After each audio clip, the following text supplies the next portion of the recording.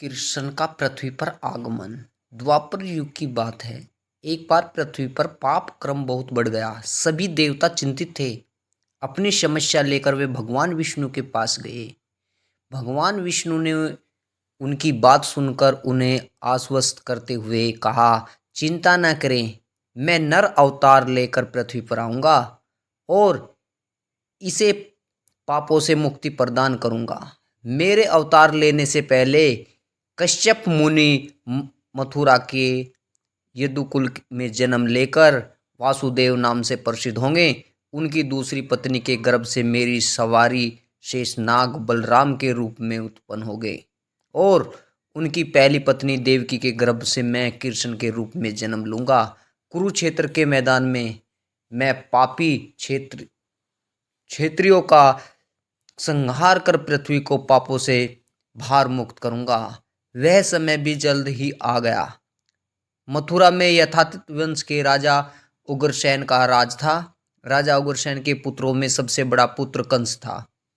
देवकी का जन्म उन्हीं के यहाँ हुआ। इस तरह देवकी का जन्म कंस की चचेरी बहन के रूप में हुआ। इधर कश्यप ऋषि का जन्म राजा सूरसेन के पुत्र वासुदेव के रूप में हुआ। बाद में देवकी का विवाह वासुदेव के साथ संपन्न हुआ। कंस देवकी से बहुत स्नेह करता था, पर एक बार आकाश से भविष्यवाणी सुनाई दी, देवकी का 8वां पुत्र तुम्हारा काल होगा। तुम्हारी मृत्यु उसी के हाथों निश्चित है। बस उसी दिन से कंस देवकी को मारने के लिए उद्धृत हो गया।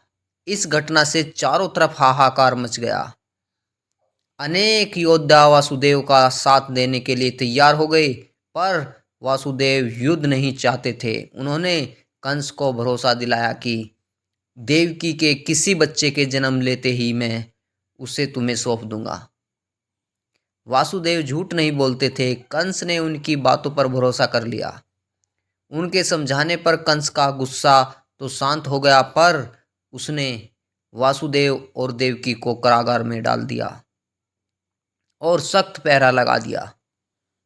जैसे ही देवकी ने प्रथम पुत्र को जन्म दिया, वासुदेव ने उसे कंस के हवाले कर दिया। कंस ने उसे चट्टान पर पटक कर मार डाला।